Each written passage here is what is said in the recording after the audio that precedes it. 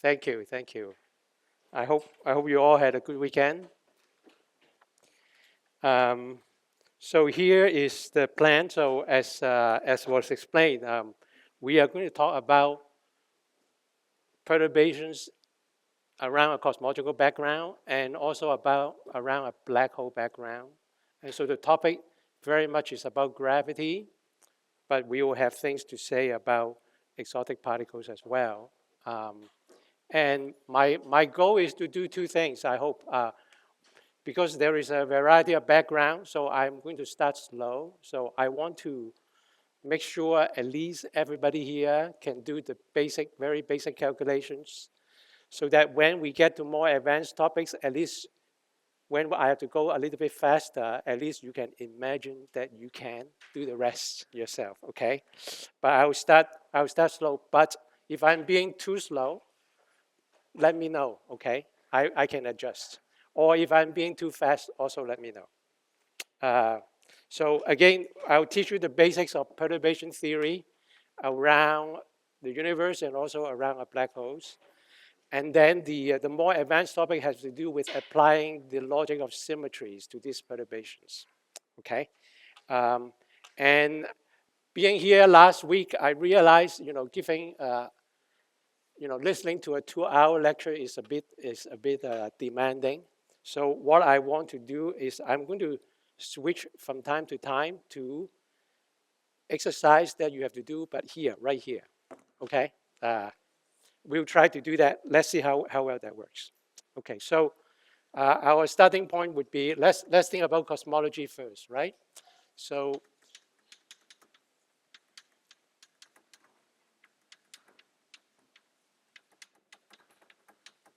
this is the background metric, right? As you all know, for an expanding universe where the scale factor A is a function of time. Yep. We'll occasionally switch to what is called conformal time. So this is called proper time.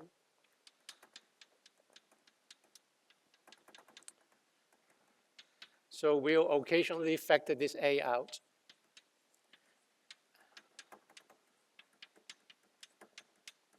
This is called conformal time.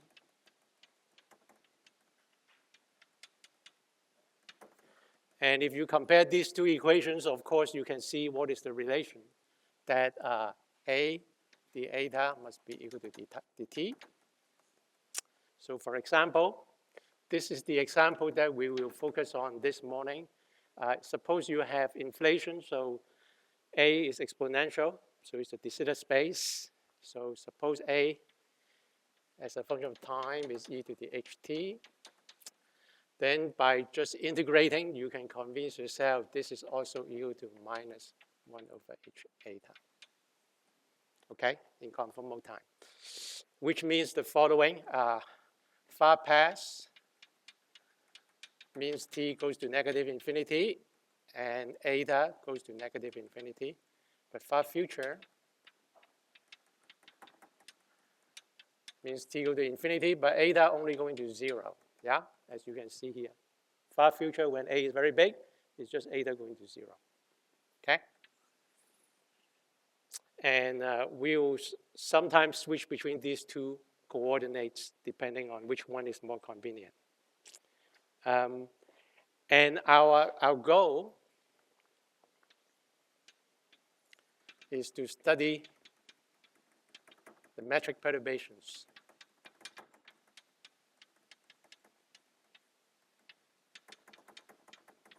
Right? So our universe, of course, is not going to look like this. It's not exactly homogeneous isotropic, for one thing. And so we are interested in perturbations around it. And to actually study those perturbations in a very precise way, the algebra is a little bit cumbersome because you have to deal with Einstein equations. You look at the perturbations. If the perturbation were small, you linearize. However, you can get a lot of intuition just by studying something simpler. So that's what we're going to start with. So let's study, let's warm up.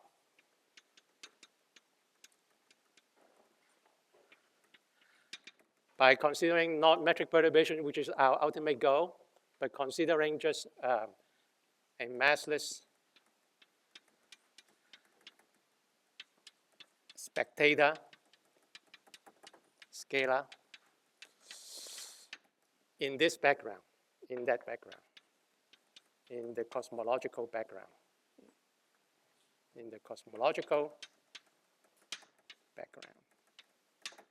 Okay? I call it spectator because this scalar, don't even think of it as sourcing metric perturbation. It just lives there. For example, if you want to be as concrete as possible, imagine during inflation there's some light degree of freedom. For example, the axion. That axion would very much behave like this scalar.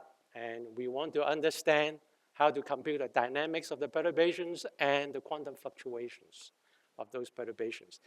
Again, it's a warm-up exercise. Once you understand how this works, qualitatively, you already understand how the metric perturbations work. The rest are just details, okay? So this is our starting point then. So we are going to consider, let me just finish writing here. We're going to consider this action, no? So again, in this background, we are going to consider, if you compute the square root of g, that you get a to the fourth from here, right? And then you get the usual kinetic term, which is a half a squared d eta phi squared minus 1/2 a squared.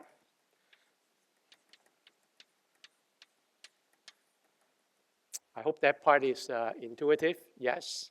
So just consider basically a massless scalar phi, which I call phi here, minimally coupled to gravity, no mass term. And if you just plug in this metric, this is what you're going to write down for the action. I hope that's clear. This from square root of g. This just coming from g upper mu nu, basically, inverting, and you will get this. Any questions so far? This is just the setup, and most of today we will just be thinking about this, actually, at least for maybe half of the lecture today. Any questions? All right. Just to get a sense how fast I should go, if I ask you, compute the quantum fluctuations, the two-point functions of this basically scalar in this background, how many of you have already seen that, how to compute that? Just get a sense. Actually, not that many. Okay, so we'll do it slowly. Okay, so this is the theory. Again, if you, just to connect to what you already know if you haven't seen this before. If you set a to 1, this is, of course, just the usual massless scalar, free scalar in Minkowski space, right? The only difference now is I have this a, which is a function of time, which already tells you there's something a little bit unusual, meaning you are dealing with a theory that have homogeneity, meaning you can translate in space, but you cannot translate in time. Time translation is now broken because you are in this background, okay? Therefore, for example, energy is not conserved, okay? So now let's rewrite this action to make it convenient for ourselves. It turns out a very convenient thing to do. If you look at the a to the fourth upstairs and the a squared downstairs, they combine to give you a squared. And it will be very useful to define what we call a canonically normalized scalar. So a scalar whose kinetic term is really just time derivative square without any factor of a. And so if you were to make a guess, you would probably do this, no? Yeah, because a to the fourth divided by a squared is a squared. So if you define this, it looks like, that looks sort of promising, that if you rewrite, you will get a half the eta psi squared minus a half. These two pieces for sure are there. But of course, that's not the complete answer. If it were, then life would be very simple and boring. There is an additional term. And my claim is the term is, if I'm not mistaken, is this one. That's the claim, that if you do this up to boundary terms, meaning you have to do some integration by parts, it turns into this theory. Are you okay with that? Yeah? Let's do a quick check in case you are not convinced. Huh? So suppose I look at this term. Suppose I look at the eta a phi square. So this is the eta psi square. Suppose I look at that term. That's how it's defined. Clearly, there are two terms here, and from now on, instead of writing the eta all over the place, I'll just say prime. Okay. So the eta is what I call prime. Okay. Occasionally, I'll do proper time derivative. If I do that, I'll indicate it with a dot. I hope that is clear. Okay? That's my notation. So this is equal to a prime phi plus a phi prime square, which is, of course, there are several terms. This term square is the one we like because it reproduces that term. So I'm going to write that first. So that term is there. But then there are these two other terms, and you might wonder what to do about them. So that's this one. And then there's the cross term, phi prime. Yeah? So once again, this term, when you put in this definition, certainly contain a term that you like, because this reproduces the kinetic term in the original action. But how about these two terms? Well, this term you can do some manipulation. So this is the same as a phi prime square prime. I hope you agree. Yes. And then you integrate by part. Then you say, upon integration by parts, you put the derivative over here. So you have basically a prime square plus a double prime phi square, and then with a minus sign because you integrate by part.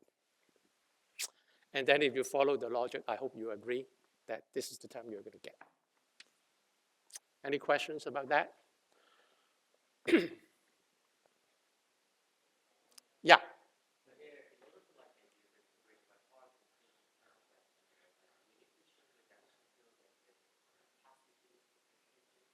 Yeah, I'm assuming vanishing boundary conditions. If you like, at the end of the day, we are going to be basically making use of the equation of motion. We are going to be quantizing using the equation of motion as operators, and basically it doesn't matter. It's not going to change. If you can invent more exotic boundary conditions, then it will be fine. Yeah. Thanks for asking. Yeah. Other questions? Let's think about what this is now. This is something that you are used to because it looks like a massless scalar in Minkowski space with a mass term. And this mass term, this is, of course, the wrong sign mass term. Usually you would say this is the mass.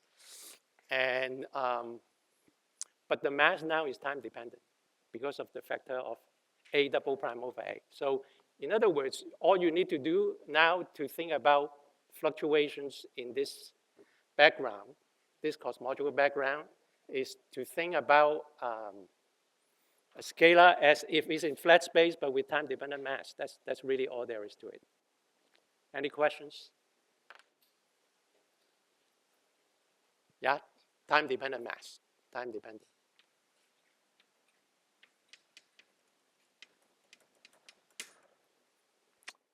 Okay. And okay, so let's write down the equation of motion. So the equation of motion coming from this term is here, and then you have this here. This is spatial derivative, the spatial Laplacian in flat space. And then you have this additional term. This becomes a double prime over a psi equals 0. And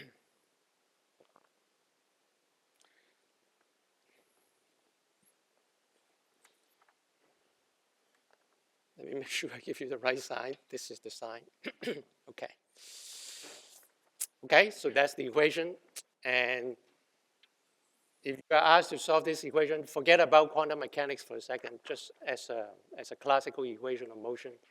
You'll probably do this because this equation is spatially homogeneous. Yeah, there's a coefficient that depends on time, but there's no coefficient that depends on space. And so the right thing to do, as usual, is to Fourier transform.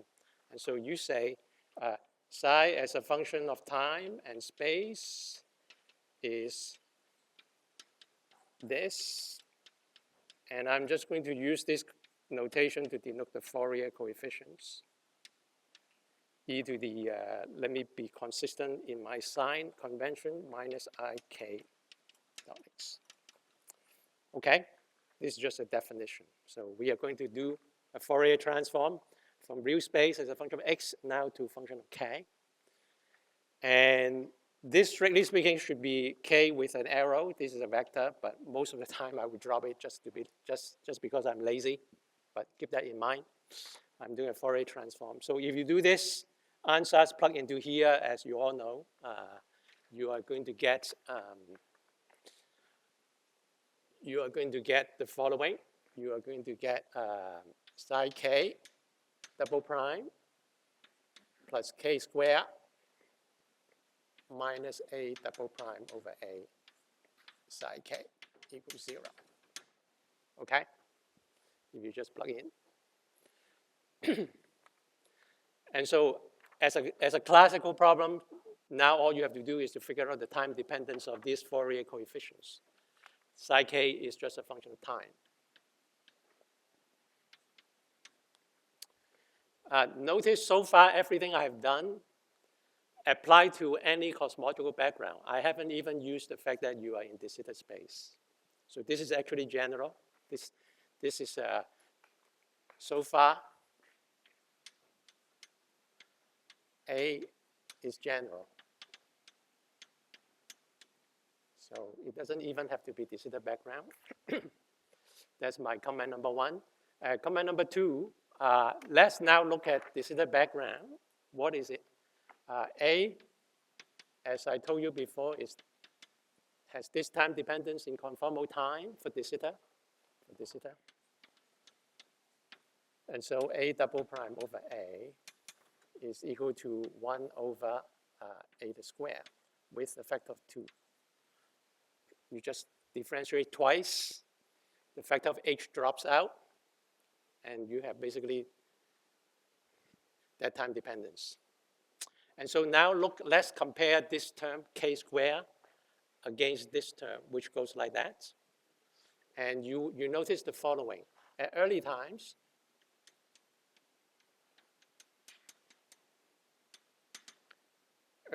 means what? In my de Sitter background, early times mean eta going to negative infinity. At early times, in fact, this term is completely negligible, yes. Then you really just, as if the expansion of the universe doesn't even matter, yeah? So at early times, basically all you have is this one. And this we all know how to solve. So you would say this must be proportional to e to the plus or minus I k dot x. And again, I put an arrow on top just to remind you these are spatial vectors. Yeah? I hope that's clear. That's what at early times. So at early times, you just have plane waves. It's as if expansion of the universe doesn't matter. Doesn't matter.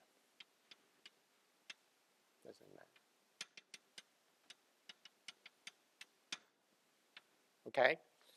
Let's expand this a little bit more. What do we mean by early anyway?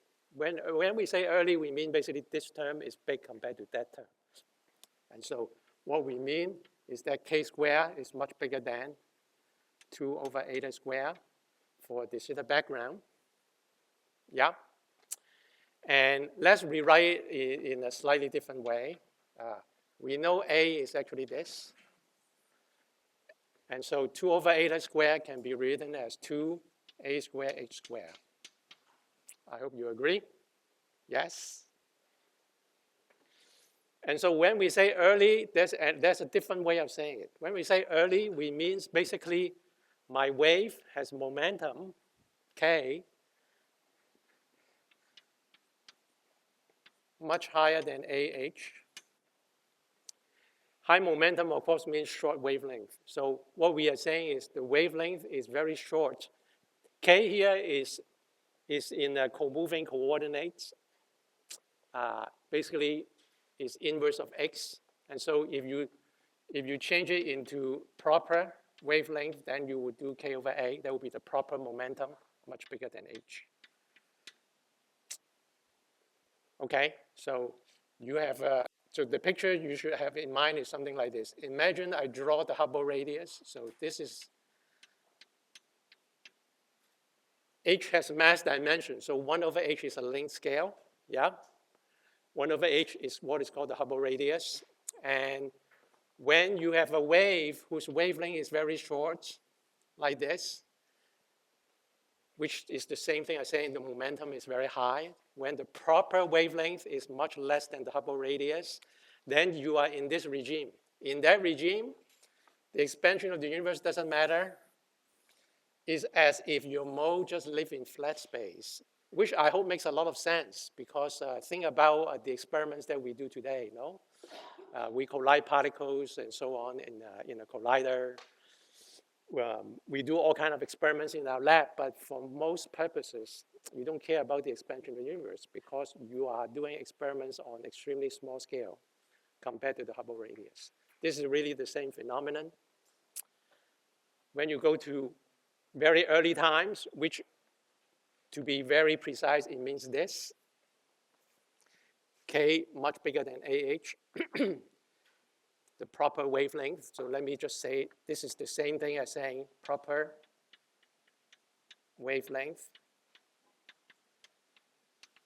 much less than the Hubble radius, okay? Then you just have, your flat space intuition works. Yeah. Sorry. Sorry. I messed up. The kx is here. Thank you for pointing that out. This is e to the I k eta.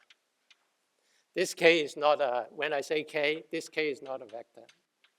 I hope it's not too confusing. When I say k, there, I really mean that. Sorry about that. Any questions? Thank you for catching the mistake. Any questions? Yeah.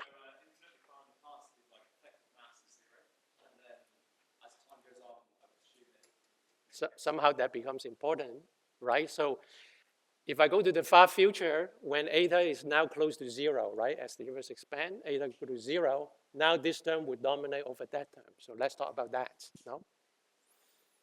So at late times,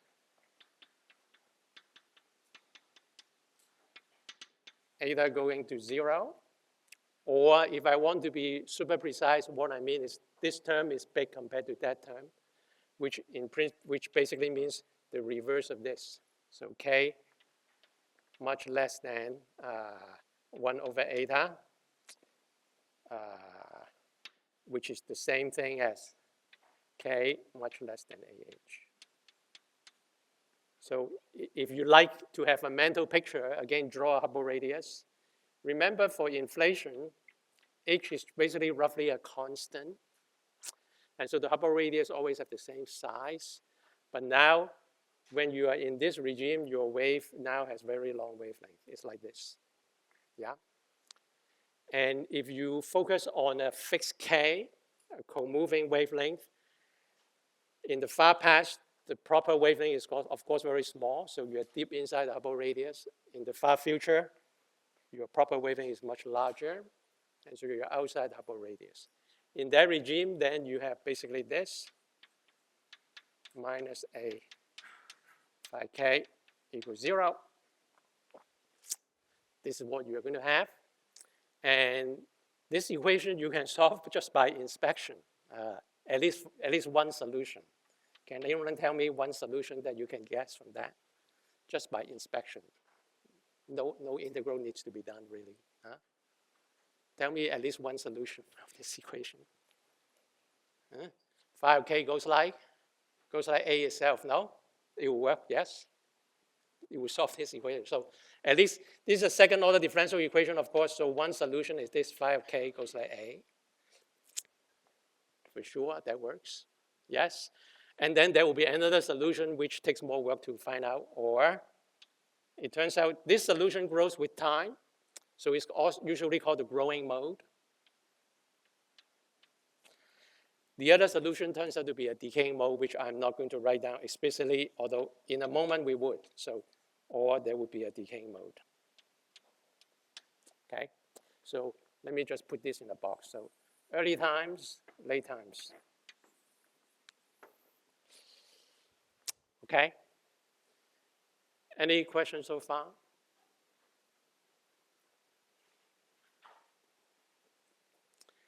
Okay, so here is our goal. My goal is to ask you to do an exercise to compute the quantum fluctuations in this example. So here's what we are going to do. Let me make one remark about the original phi. Psi is related to phi this way. Is related to phi this way. And so if you compare this against the late time answer, so at late time, it turns out the growing mode psi grows with A, which means phi go to a constant. Okay, you got it? So the original scalar field that you're interested in, it turns out, imagine this is an axion that lives during inflation. So this is my Hubble radius. This axion oscillates as usual, like in flat space. Its wavelength gets stretched outside the Hubble radius, but once it's stretched far out the Hubble radius, it becomes a constant. It stops oscillating. It goes to a constant. Remember that. Okay? So let me just add a footnote here. So this mode basically means phi of k instead of psi of k goes to a constant. And this turns out to be important.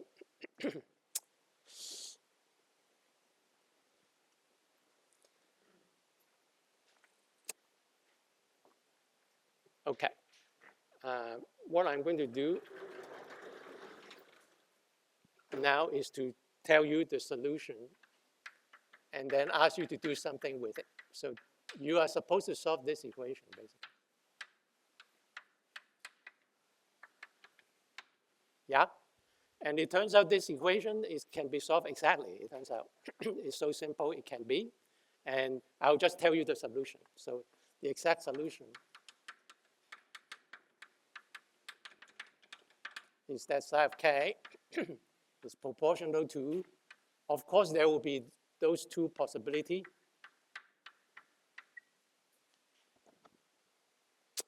And I believe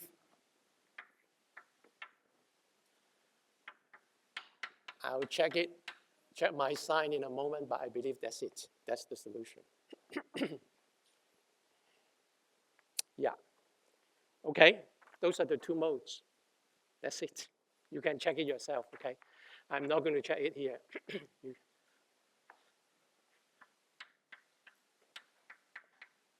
You should check that it works just by plugging in. It works. Okay, so now I want to do some quantum mechanics. So far, everything is just solving a classical wave equation, basically. Now let's do some quantum mechanics. What we'll do is we are now going to quantize the field. So I'm now going to treat this as an operator. We'll go back to real space as a function of time and space. And I'm going to appeal to your normal QFT in flat space intuition to just guess what kind of expression you will want to write down here. So you probably want to write something like this. This 2 pi cube is just convention. You probably want to have an annihilation operator somehow. And if you were in flat space, you would do e to the minus ik eta times e to the I k dot x. In flat space, you will probably write something like this. I'm leaving a gap here because I want to fill in at some point later. So you will probably do something like this.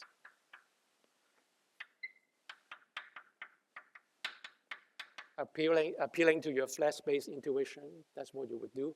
Well, then what would you guess? So if I were to now quantize this field, because the mode function are not just plane wave, as this part, then you just add these things, no?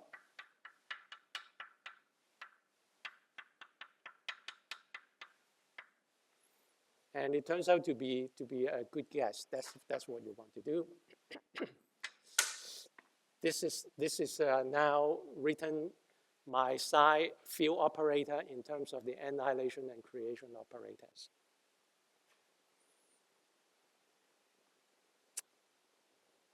Okay. I don't know what is your usual convention, so there are different conventions about this. And so the convention I'm using, in fact, would require me to actually put square root of 2k here, square root of 2k. And so let me tell you my convention. In my convention, I'm going to demand, as usual, y, that the field and its conjugate momentum obey the usual commutator. This is the three-dimensional delta function. As that. And this is the equal time. And in my convention, I have basically this. AK prime dagger equals 2 pi cube. Delta function k minus k prime. Okay? Depending on what convention you use when you learn field theory, you might have a 2k here or 2 omega, in which case you would have a 2 omega here, and you would not have this square root here. Those are just conventions. But you can check. If I impose this commutator, you can check that this definition for psi hat would reproduce this commutator, which is what you want. Okay, that you can check. Any questions? So this factor of square root 2k and so on, that is convention. And depending on, once again, depending on convention that you're used to, you might not have this square root of 2k, and you might instead have a 2k here, for example. Okay? So once I set up the problem this way, now we can talk quantum mechanics. I have to now tell you the state. I want to ask, what is the two-point correlation function of this field operator in some state? But I have to tell you what state. And the natural state would be the vacuum. So I'm going to consider consider this state satisfying this equals 0, annihilated by by A. Okay. I mean, it sounds very natural just based on what you have learned in normal field theory. But let's talk about the physical assumption behind this a little bit. No, what are we assuming here? Here, after all, we are talking about an expanding universe. In fact, rapidly expanding universe during inflation, for example. What we are saying is essentially the following: that at early times, when your wave mode has a proper wavelength which much inside the Hubble radius, your field behave as if the universe is not even expanding. It doesn't care about the expansion. And I want to just choose the ground state for that field from the point of view of somebody who is doing local measurements of these high K fluctuations. And I want to just choose the ground state, the usual vacuum. This is really what you would normally call the Minkowski vacuum for these wave modes. In the context of de Sitter space, the technical name for this is the Bunch-Davies vacuum. But it's really nothing other than what I told you, is to say, I am going to consider a state which is just the normal ground state for waves whose wavelength is much smaller than Hubble radius, and therefore behave as if you are in Minkowski space, and I'm just going to choose the normal Minkowski vacuum in that case. Any questions? Okay, now I'm going to state, yeah.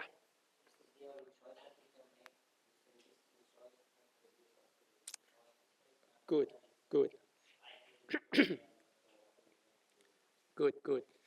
I mean, it seems a natural choice, but who tells you this is the right choice? Because after all, choosing a state is basically choosing the initial condition of the universe. How do we know? Who tells you? Who tells you the universe was not in an excited state, for example?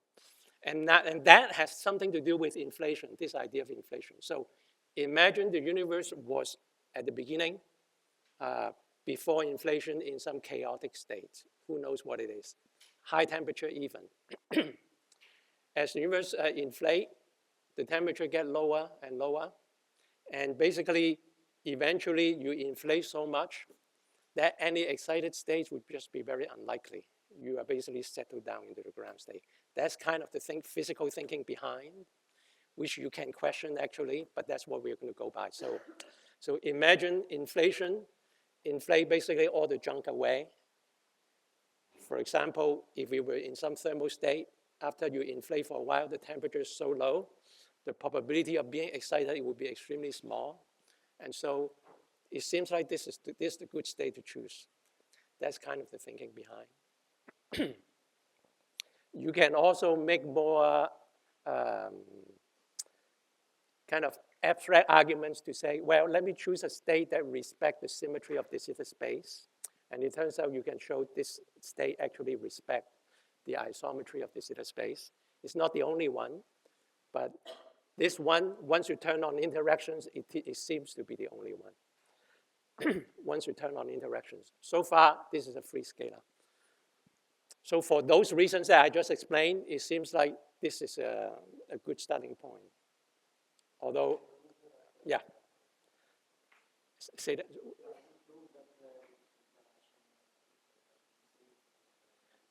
Yeah, there are these states you can write down for free theory. They are not this one. Those are called the alpha vacua. The alpha vacua, turns out once you turn on interactions, they have problems. And so even though the alpha vacua are also de Sitter, have a de Sitter invariant. And so typically this is what people choose. But you can certainly find papers in the literature that consider other states and then go ahead do calculations. People do that. Yes. Let me also say, as some of you are aware, there are proposals out there about the beginning universe that is not inflation. Yeah. People also like to make calculations about the 2-point function or 3-point function in those theories. And in those theories, I think it will actually be harder to justify this state. But if you look at those papers that do this calculation, they just assume this state. But without inflation that inflate all the junk away for you, it seems to me physically, it seems a stronger assumption to assume this is the correct state. Somehow inflation makes this more at least plausible.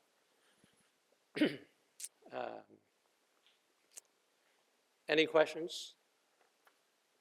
I think my voice is really breaking up, so I'm going to give you an exercise so that I can rest a little bit. So here's the exercise. Where do I want to start? I'll just start from there. So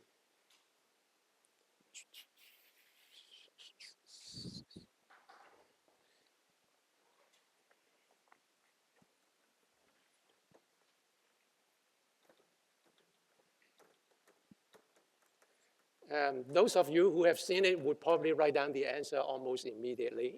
But those of you who have not, I think it's worth giving yourself a little bit time just to see how it works. Yeah. So I'm asking you to compute the following.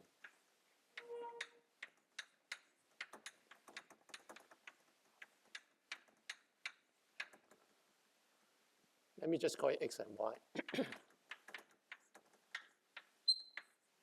Compute this two-point function. And with what? The only thing that you need is the fact that you are choosing this to be true. You are also going to need this. This is the commutator between A and A dagger, and that's it. That's all you need. Now the answer, as you might expect, because you still have spatial translation invariance, you can write in Fourier space as follows. There should be a e to the ik of x minus y. There will be some function of k here, which is usually called the power spectrum. So I'm going to call power spectrum for psi, which is a function of eta. The time dependent is still there, and a function of k. And so my question for you now, this is your exercise.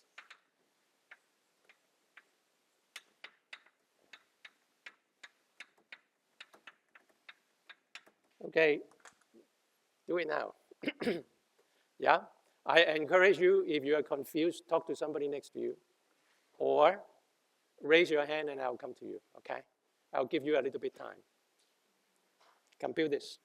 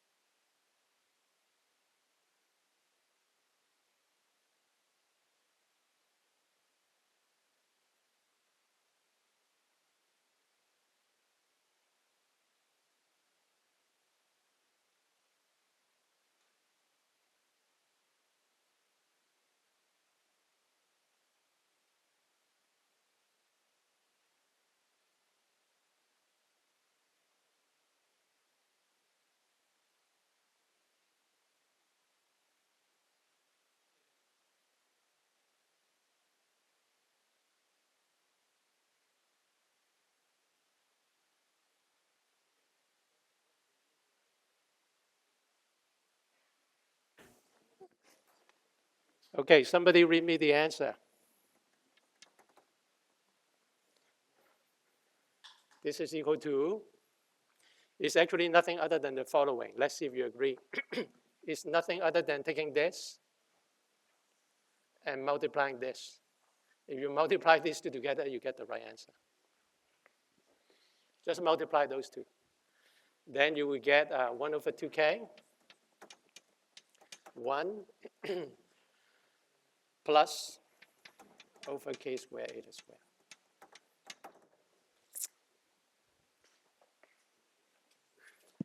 Does everybody agree? Any questions about this? Yeah. Sorry, say that again. 2 pi cube. So there is a 2 pi cube here. Remember, there is a 2 pi cube here. You are doing this twice, so there are 2 factors of 2 pi cube downstairs. One of them is canceled by this 2 pi cube. Good question. Other questions? You got it? How many of you I just want to get a sense. How many of you have done this for the very first time? Okay, nice. Well, congratulations. This is great. Now you know, you know the 2-point function. Now let's complete the answer though. I started with phi, which is the original scalar. I introduced psi just to make it easy to think about.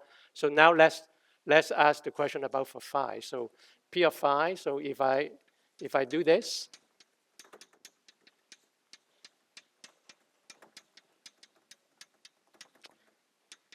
because phi, remember, is related to psi that way.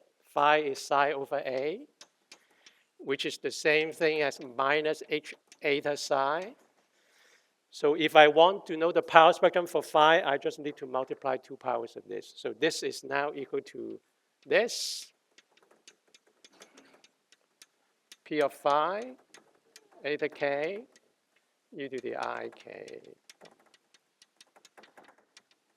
And p phi of k, I just multiply this square. Yeah, so it's h squared, eta squared over 2k, 1 plus. Yes? Yes, please.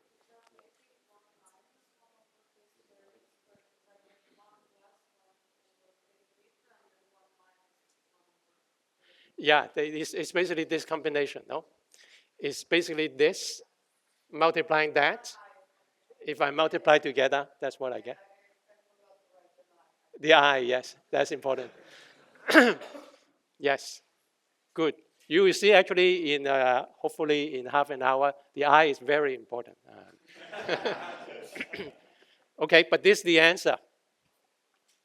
I'm going to rewrite in a way that is going to be useful. So look at this at late times. So the idea about these calculations usually is to try to predict what we can observe. So we have these modes that are deep inside the Hubble radius early on, but eventually they are far outside the Hubble radius. So, and that perturbation is eventually what we observe today. For example, in the microwave background or in the distribution of galaxies. And so we are particularly interested in this expression when eta is close to 0. So which means this is very large. When this is very large, you see you have k squared times k. So the power spectrum is actually 1 over k cube.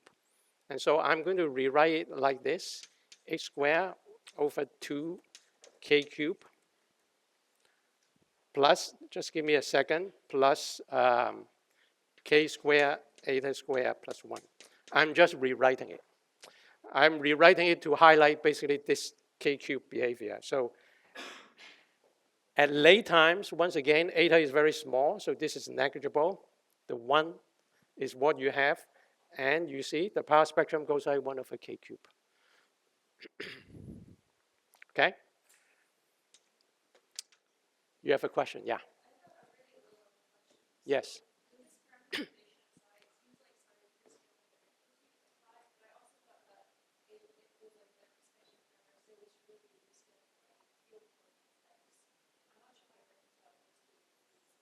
What do you mean by expansion parameter?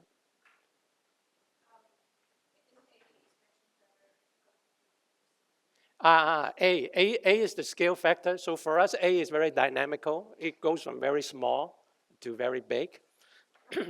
And that, I would just say, is just a field redefinition. So instead of phi, which is originally what I'm interested in, I introduce psi. And the only reason for introducing that is that the equation of motion looks familiar, especially, especially this one at early times. It really just looked like what you're familiar with. But there's really no need, if you are strong enough to solve the equation, to introduce psi at all. You can just use phi from all the way from the beginning. It's just a calculational tool, really. Yeah, thanks for asking. Yeah. Any questions? Okay, so the fact that it goes like 1 over k cubed is what people call scale invariant. So let me tell you why we call it scale invariant. This is the scale invariant power spectrum.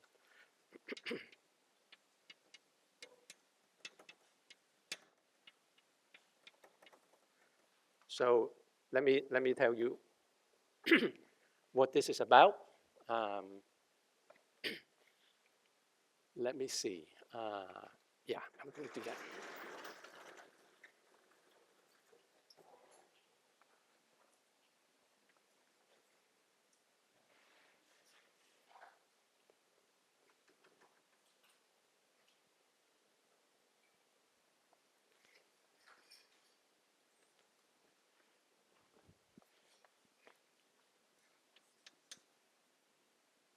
The scaling P of phi proportional 1 over k cubed is what we call scale invariant in cosmology.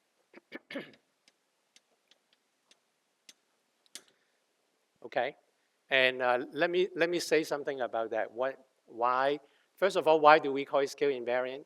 Well, it is actually pretty clear. So suppose you look at the two-point function in real space.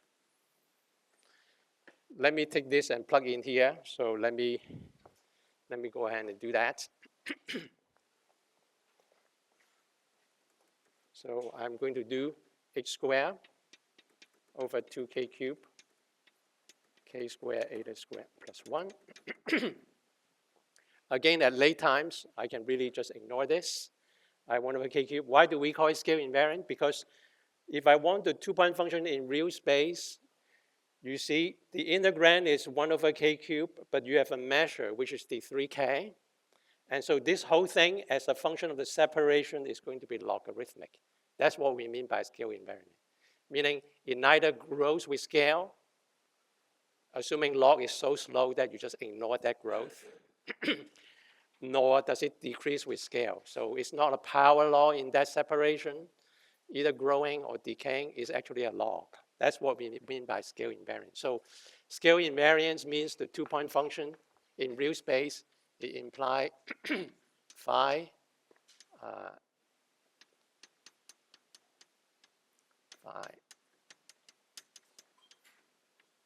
is logarithmic. Okay? Because sometimes the word scale invariant is used in other sense. No? Sometimes people say if you have a power law, that's what we mean by scale invariance. But in cosmology, we mean this very particular power law. Okay? And now let me, since we are on the subject of symmetries, let me tell you a very simple argument that shows you it has to be this way without doing any of the calculation that we just did. So let's think about a symmetry argument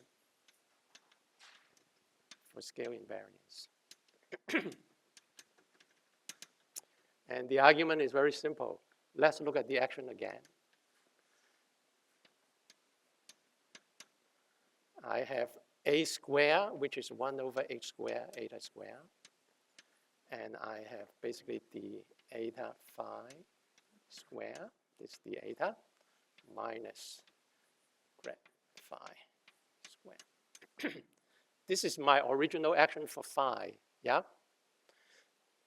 And I want to point out this has an obvious symmetry. So if you scale eta to lambda eta and x to lambda x and do not change phi, just leave it alone, this action is unchanged. You agree?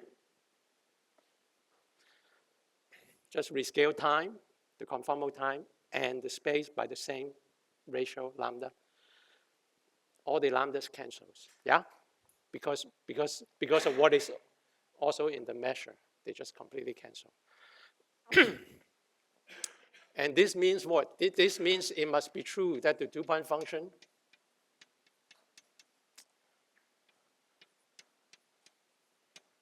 y, this two-point function must be equal to this one.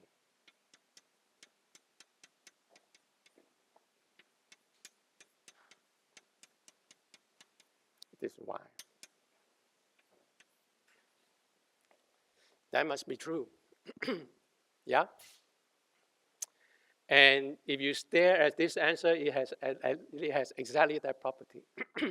This one. I hope you can see that. Meaning, suppose I rescale x and y, so there will be a factor of lambda here. I rescale eta, so there will be a factor of lambda here. But I can absorb that lambda by doing what? Well, k is a variable, dummy variable integration. So I can redefine k to k over lambda. That cancel here. That cancel the lambda here. And crucially, how about the measure and this k cube? Well, if you rescale both the 3k and k cube by lambda, the lambdas cancel anyway. And so this has precisely the right property that satisfies this expectation. Does that make sense? And in particular, it's crucial. This is k cube and not k square, for example. If this is k square, then rescaling lambda in the measure and rescaling here would not cancel that lambda. Yeah? And so this argument already, without actually doing much work at all, tells you that this has to be true for this theory. Assuming you are evaluating for a state that does not break it, and the vacuum does not break it. Okay. Any questions? Yeah. Mm-hmm.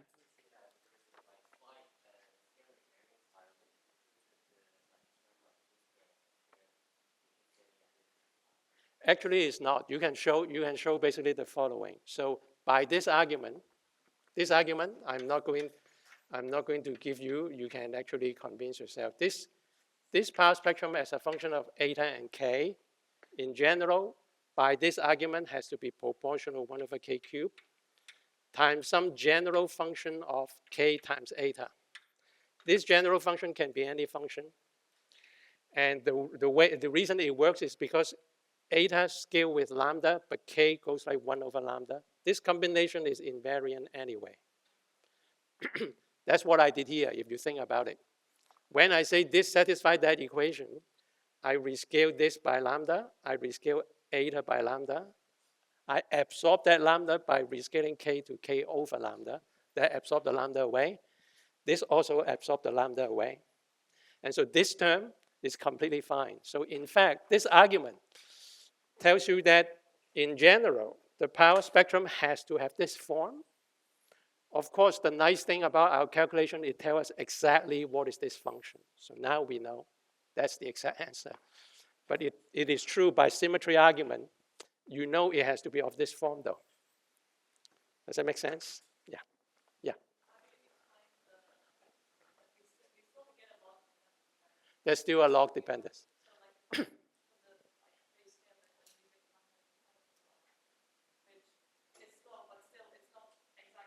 Yeah, so, yes. Yeah, so scale invariance is a relative term, so it's neither, so basically it's neither the separation to positive power nor negative power, but it's not zero power either, it's logarithmic. Yeah, that's what we mean by scale invariance. Yeah.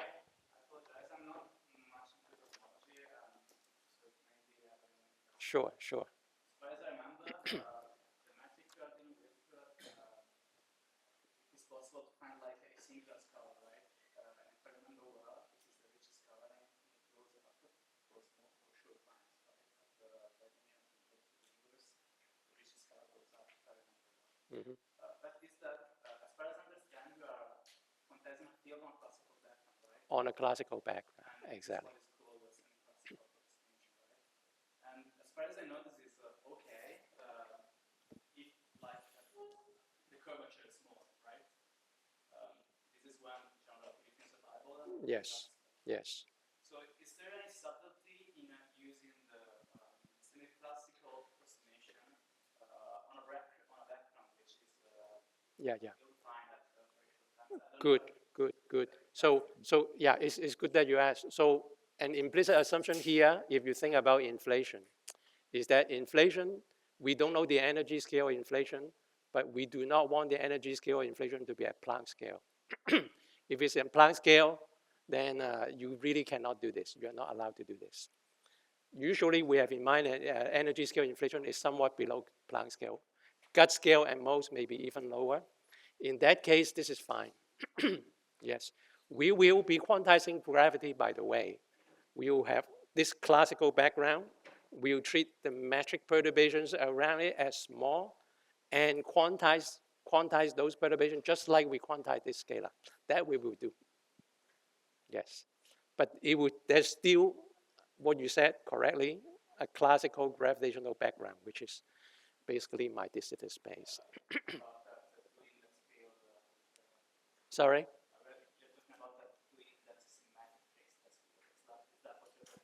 Symmetric traceless field. You mean the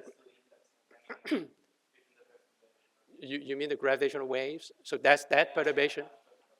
We will be doing both the gravitational wave perturbation and also the scalar. So there would be scalar perturbations in the metric sourced by basically the inflaton. That will be that too. We will be doing both. Any questions? Yes. Mm. Yeah.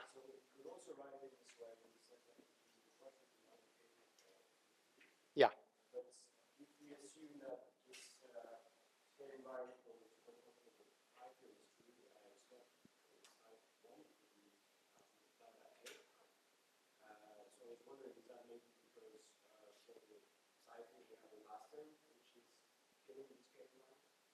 Yeah, there is still some remnant of it, but you just have to be more careful. Phi under this rescaling does not change. Psi, because it's multiplied by A, under rescaling has to change. So, but if you follow that change, you will also get the right answer. But you have to follow that change.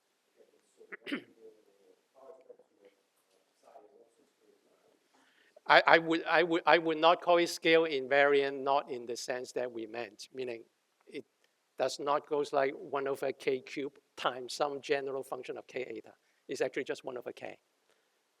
So in the sense of what usually in cosmology we mean by scale invariant, we mean something very precise. The power spectrum is 1 over k cubed times maybe some function of k eta. That's what we meant. It's almost a definition if you want, yeah.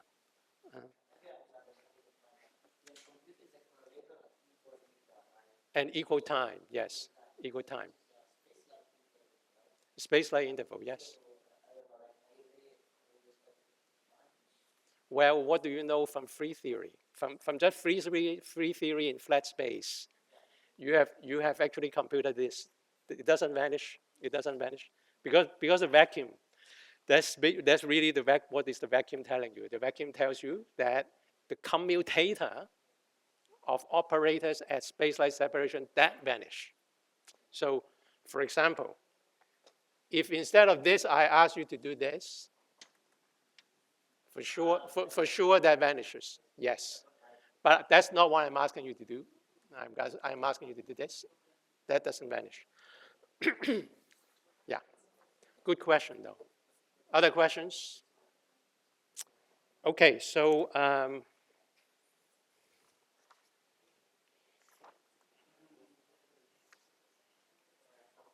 yeah.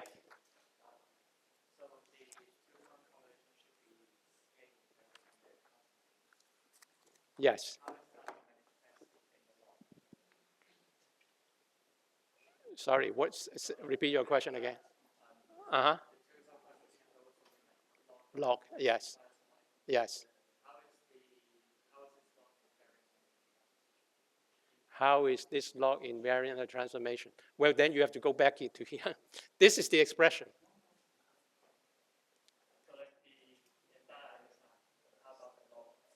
But do this. You agree you get the log? Let me cover this up. At late times, I can ignore this anyway. If you actually do this, you will get a log, yes. Yeah.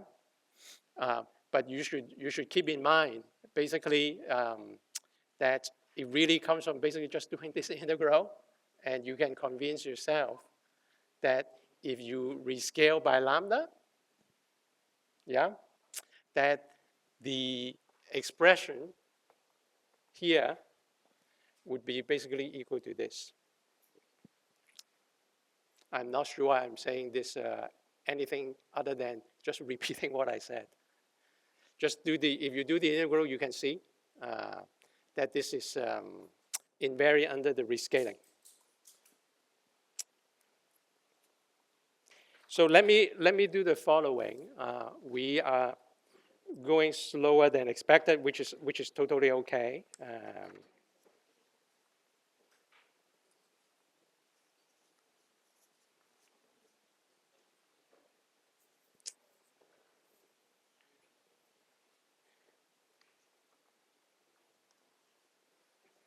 Okay, I thought I would give you one more exercise, but I'm not going to, I'm going to skip the exercise. I'll tell you the answer instead, just to speed things up a little bit. So that's one more thing you can do about this, which turns out we'll actually use tomorrow.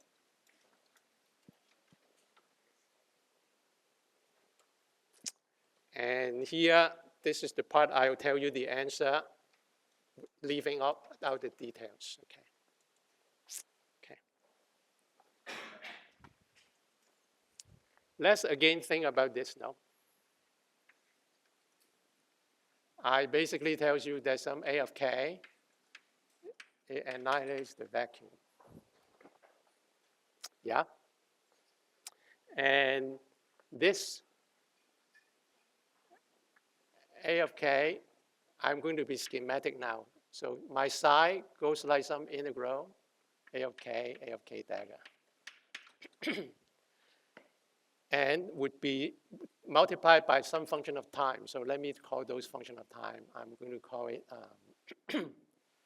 let me do this. So I'm going to call it U, function of K and time, e to the ikx plus ak dagger uk star.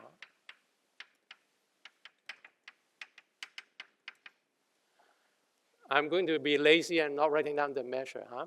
So what is this UK eta? Well, this UK eta is nothing other than what I told you, basically this.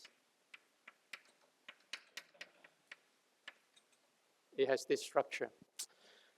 If I take a derivative, you know what happens? You're just going to take derivatives of the u's. So you basically this.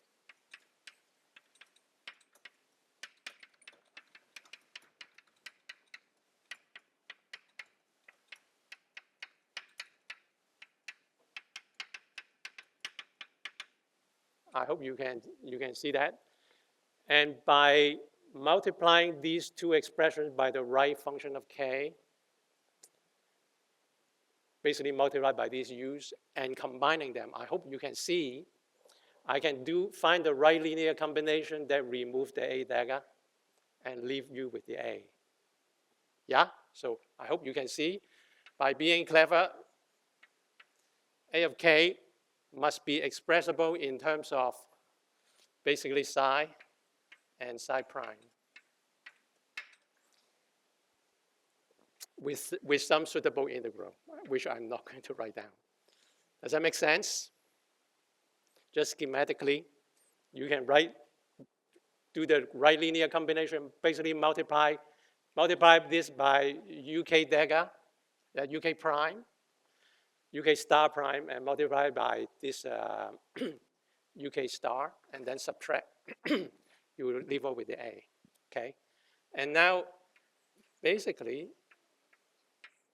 if you want to impose this is equal to 0, it's like saying that you are imposing this is equal to 0. Yeah? And when you see something like this, it means basically you should be able to write down the wave functional for the vacuum. Does that make sense? So I'm going to be schematic. I'll tell you the final answer, but I'm going to be a little bit schematic here. This is what I mean.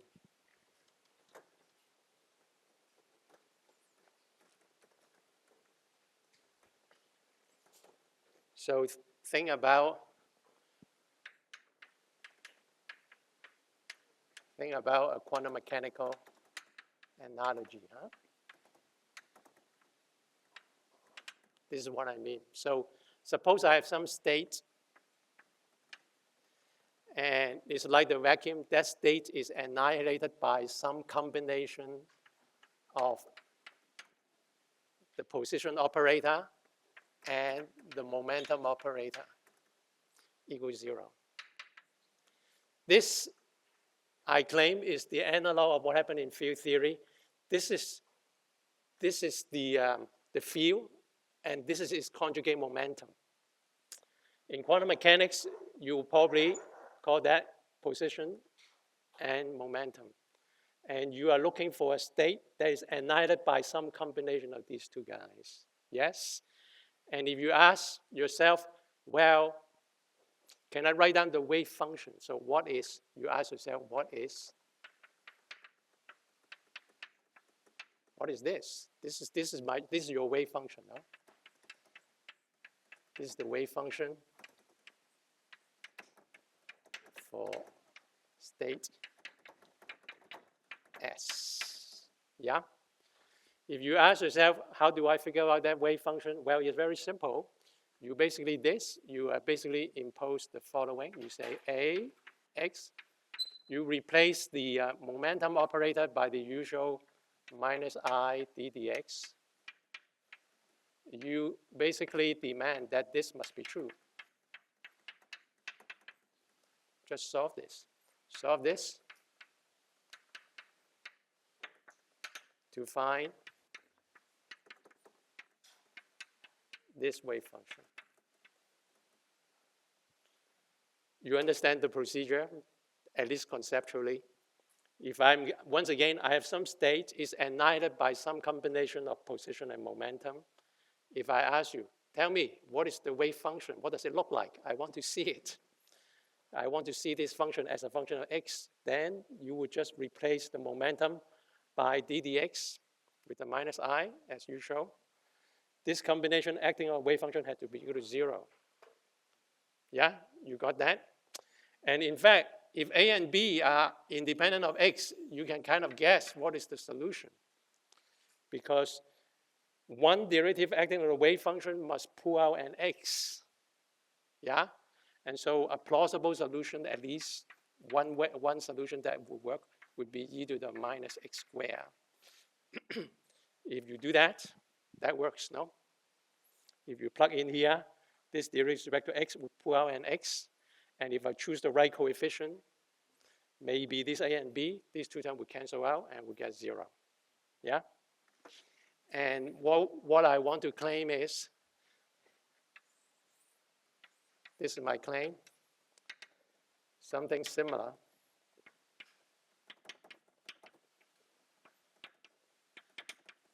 works out in field theory.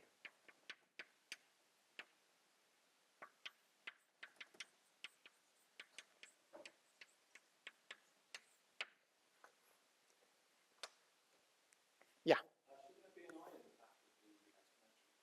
There will be an I and so on. I'm being sloppy here. So there will be some coefficient. There will be some number here that you have to figure out, which might be complex. In fact, in general, it's complex. Okay? But that structure, I hope at least it looks plausible to you. And so basically, what you want to do now is to say, before I change my board. So what you want to do is to now write down a wave function of basically of the vacuum state instead of as a function of x is a function of the field, which is of course itself a function of time and space. And that's why we call it a wave functional, right, instead of the wave function. So in quantum mechanics, your wave function is a function of a single variable. In field theory, your wave functional is a function of a function. You got it? So we call it the wave functional. And you can imagine going ahead and implement this idea and solve it. And I'll tell you the answer, okay? That was originally my in-class exercise for you, but we don't have time, so I'll tell you the answer. It's actually not hard to do. I hope you will at least try it yourself. Basically go through the step that I wrote down, you know? Write down your annihilation operator in terms of psi and psi prime, which is the conjugate momentum. Once you write down this form, you will get an equation that's rather similar to this one, and then you can solve it. But I'm going to give you actually the wave function. So I hope my notation is not confusing to you. The big psi is the wave functional. The field is the small psi. You got it? This is the wave functional. Wave functional. This is the field psi. Yeah? And it's equal to, up to some normalization, the following. If you go ahead and do it. Let me put a normalization factor here, which I'm not going to care about. Minus a half. It has to replicate this x squared structure, but because now I have field depends on space, somehow it must be an integral over psi square somehow. And psi can have different locations. So in fact, it's actually this kind of integral, psi x and psi y. This is the analog of the x squared here. There's a kernel. The kernel I'm going to call it epsilon, x minus y. In general, it depends on the separation between x minus y because of translation invariant. And this epsilon is equal to the following. K plus I squared.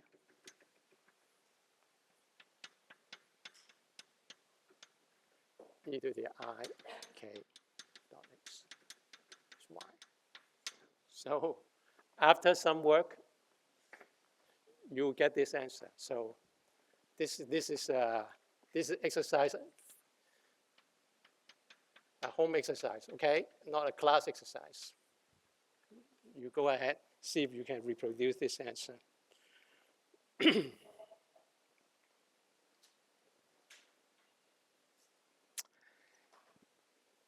In fact, seeing this answer, which I'm not showing you how to deduce this, except by sketching out over there. In fact, it's actually simpler to write the wave function using not the real space psi, but actually the Fourier space one. So in fact, it's minus a half the 3k over 2 pi cube. I'm just going to take this and plug in, and you get the following.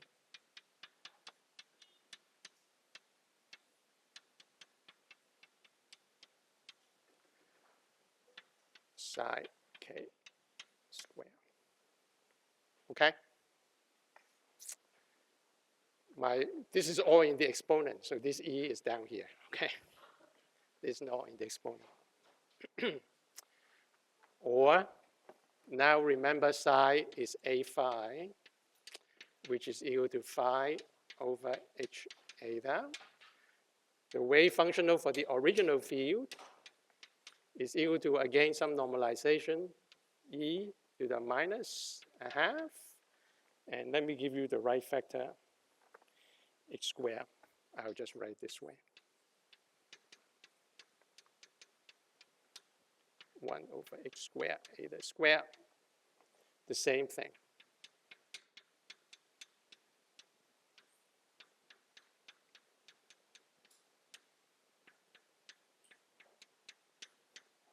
Okay, this is what I want to make some comment about. This is the wave functional. You don't usually see it. The derivation is actually not difficult, but mostly people don't really talk about this. But I want to make some comments about this. Any questions about, sorry, this is not psi now, this is phi. So this is psi. I'm just replacing using here. And that's why I have this extra factor of x squared, eta squared. So this is now phi. Okay? The wave functional.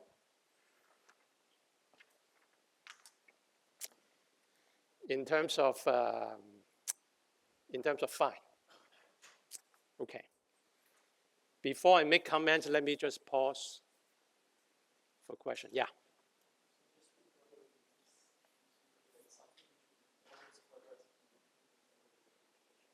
It's always quadratic. It turns out the reason why it's always quadratic is basically because this is the ground state.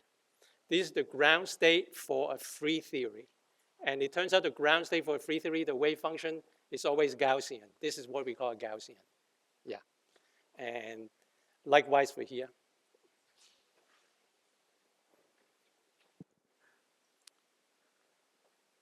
Any questions? Yes. Yeah.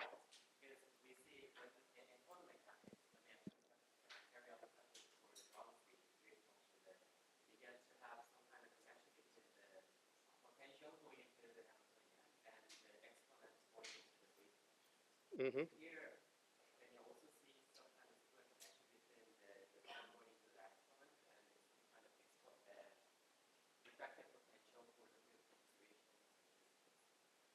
The effective potential. Let me see if this makes sense to you. So let's do something that make it look more familiar. Okay, so I am going to take the early time limit. Early time, remember me sending eta to be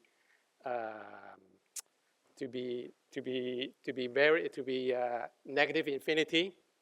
And in that case, maybe the easiest thing to see is actually here. So if I look at psi, if I take eta to be very big, so these two terms goes away.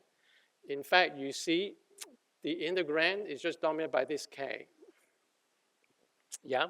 And so the wave functional for a free theory, massless scalar, psi is really just a massless scalar in Minkowski space. The wave functional turns out the integrand is just k.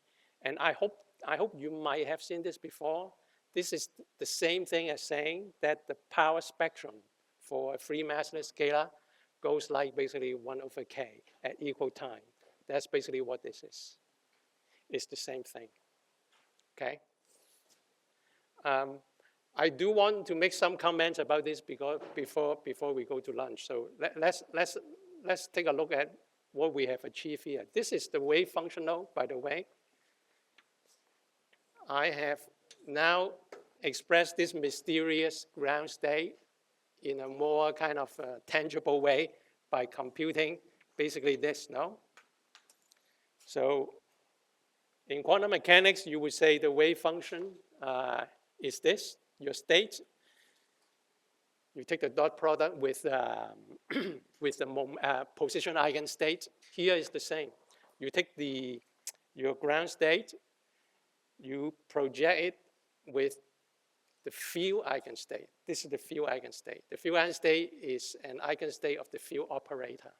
Okay, and once you do this, you find this basically now in very explicit form. What does your ground state actually look like? And I want to show you some interesting features.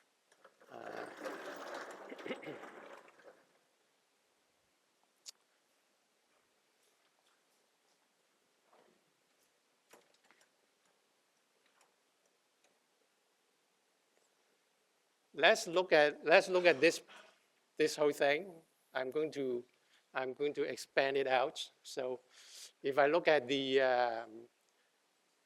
let's focus on this. I'm going to call epsilon k for phi. Okay, for phi. Epsilon phi of k. That's what I'm going to call it. And let's look at this. If you think about it, I have these different terms. 1 plus I k square. I hope I didn't mess up. Hang on 1 second. This is k square, yes. Somehow something is off. Sorry? K instead of? K, thank you. Very nice. K, thank you. This is much better. Instead of 1 plus 1 over k square and the square.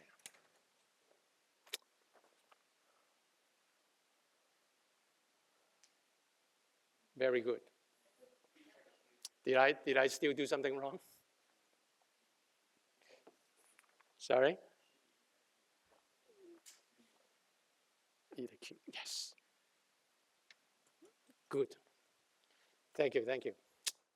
So I want to look at the real part and the imaginary part. So the real part is, of course, this part. That's the real part. And the real part is, you would actually recognize it in the following form. I'm going to multiply this by k squared, eta squared. And so I have k squared over h squared. And then I have k over k squared, eta squared plus 1. I hope I did do it right. So this is actually k cubed. So the real part is this one. I hope you agree. Yes? And the real part is recognizable because we have seen this before. What is the real part? The real part is nothing other than 1 over the power spectrum with a factor of 2. Yes? We have seen this before. Which, by the way, should not surprise you, because what is the power spectrum? The power spectrum is really just the 2-point function for phi in Fourier space, computed with a probability. The probability is the wave function square. And you get this Gaussian. And in a Gaussian, if I want to write the variance of this, the variance of this is always 1 over whatever appears in front. And that's why this 1 over the 2 power spectrum.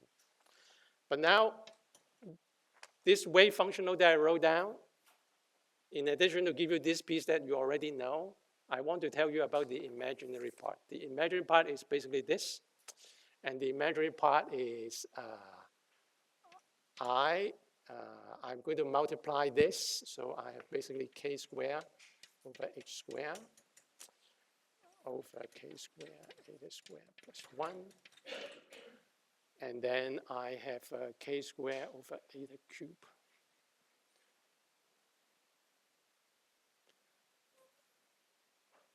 It looks like I have 1 over eta cube. Looks like I have this combination. Yes, the dimension works. So, okay. Yeah. What I want to point out is that your wave functional has a real part and the imaginary part. And in fact, at late times, let me ask you, which part dominates? At late times, when eta goes to 0, that's what we mean by late times. Well, you can actually kind of just see in even in the numerator. Actually, I should have done that. If you take the numerator here, this is the imaginary part, this is the real part. Clearly, when you're at late times, the imaginary part becomes very large. The real part doesn't contribute. So the imaginary part of this, the absolute value is much bigger than the real part. And it's the real part of this that gives you the power spectrum. So this is what you observe. This is there. We measure the power spectrum, for example, using the microwave background or large-scale structure from galaxy clustering. The imaginary part, you don't directly observe. Why? Because when we compute probability, in the end, we take the wave functional, we square it to get probability. When we square, we do psi star. When we look at that combination, the imaginary part is gone. Yeah? And so as far as this is concerned, the imaginary part doesn't enter.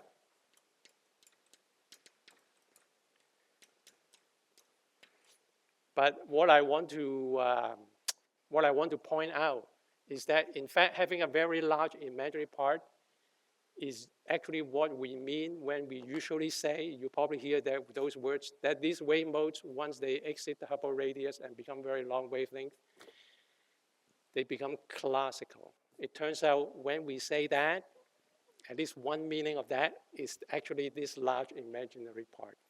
So let me end with that comment. Why do I say that?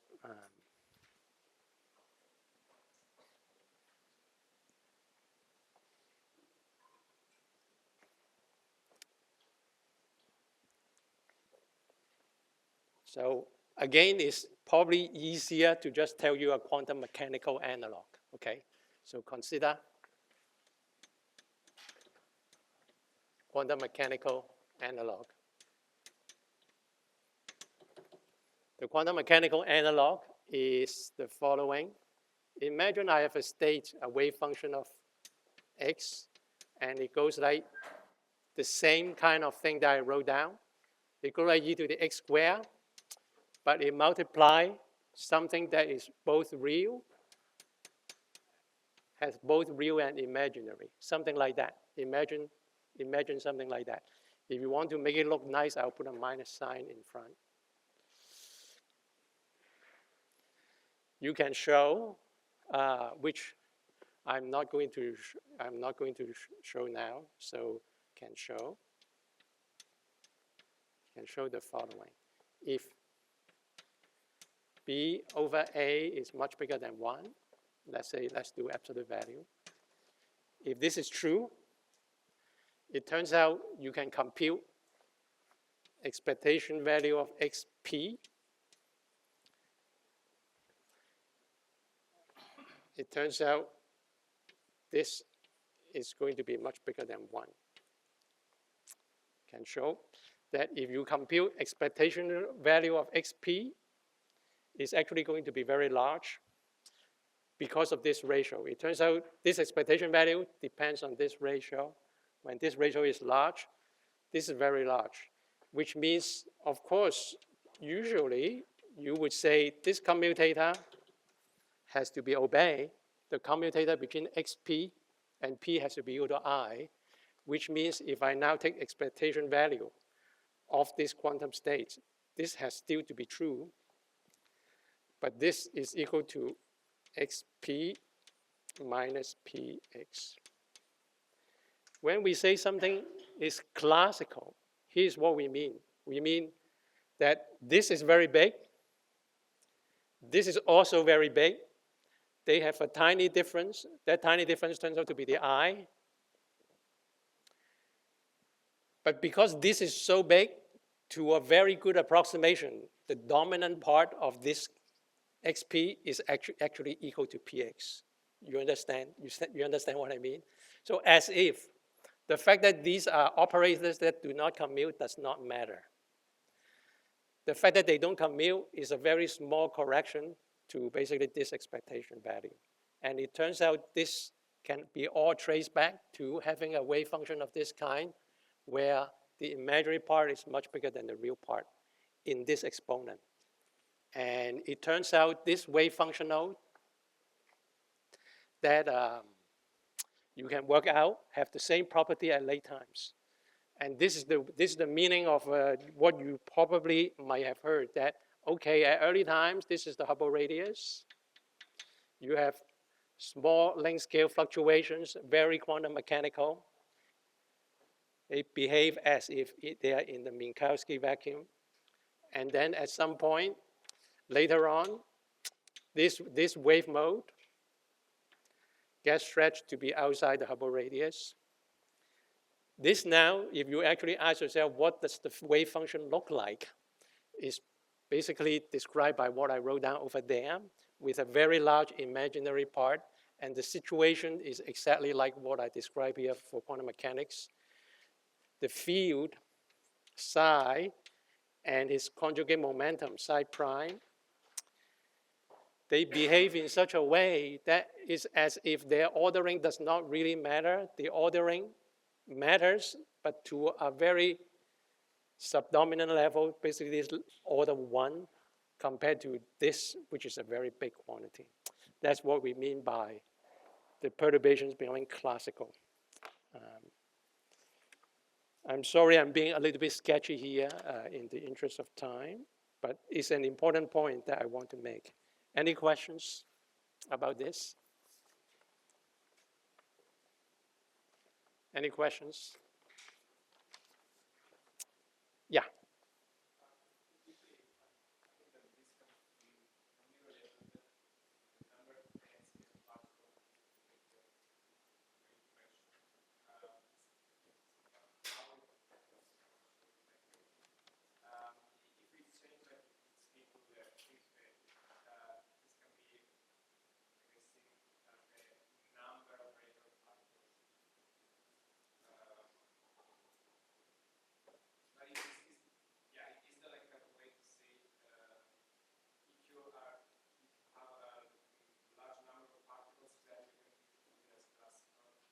Is related to that, is related to that.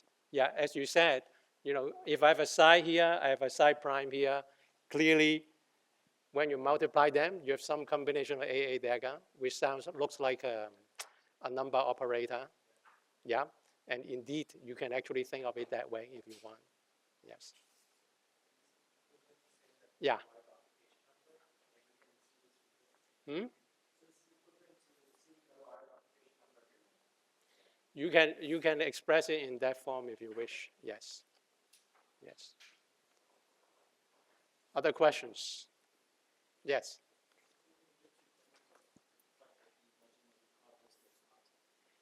Sorry?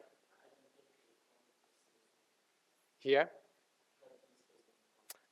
Because when you compute probability, which in the end is what you want when you say, I have this stochastic field phi, this field phi, and I want to ask what is the probability seeing a particular field configuration. You have to compute this probability. But the imaginary part we cancel, no, because of this star. Yeah? It's e to the IB for psi and e to the minus IB for psi star. And so when you multiply, they cancel. So as far as that probability is concerned, it actually doesn't show up. Any questions? Okay, so why don't I do this? I'll just give you a preview of what we are going to do, and then we'll do it tomorrow. So what we want, so far, everything I've done is about a spectator scalar living in a de Sitter background. So in terms of physics, the best scenario which this actually described would be like, for example, an axion, some kind of light field during inflation. It would have its own quantum fluctuations, and the quantum fluctuation has a size, which again is this one, no? P of phi goes like h squared over k cubed. This is what I want you to remember. Yeah. And in terms of the fluctuations, if I do the 3K P of phi, this is really the dimensionless quantity. And so this goes like h squared, because the 3K over K cube basically roughly, you can consider them cancel. And all this is saying, is telling you, basically this field phi in an expanding background has fluctuations, quantum mechanical fluctuation, which has a size which goes like h, basically. Yeah, because power spectrum for phi has 2 powers of phi. So this is like phi square, if you want. This is like phi square. And phi square has a fluctuation power spectrum that goes at h squared, or if you want to say phi fluctuate around 0 with an amplitude of h, the Hubble parameter. Now this really describes physically any light degree of freedom that happens to be around during inflation. For example, once again, the axion. What we want to do tomorrow is to consider the actual metric perturbations. And so what we want to do tomorrow now is to consider, I have inflation, and during inflation, usually there's some potential, and the inflaton fall down some potential, it slowly roll down some potential. And because there's energy associated with the inflaton, especially its potential, and because the inflaton fluctuate, it also associated with that, there will be metric perturbations. In addition, there will be gravitational wave perturbation, tensor perturbations, and we want to work out what those power spectrum would be like. That would be our task tomorrow. And hopefully, after that introduction, then we'll transition into talking about symmetries for those perturbations. All right, any questions? Thank you. See you tomorrow.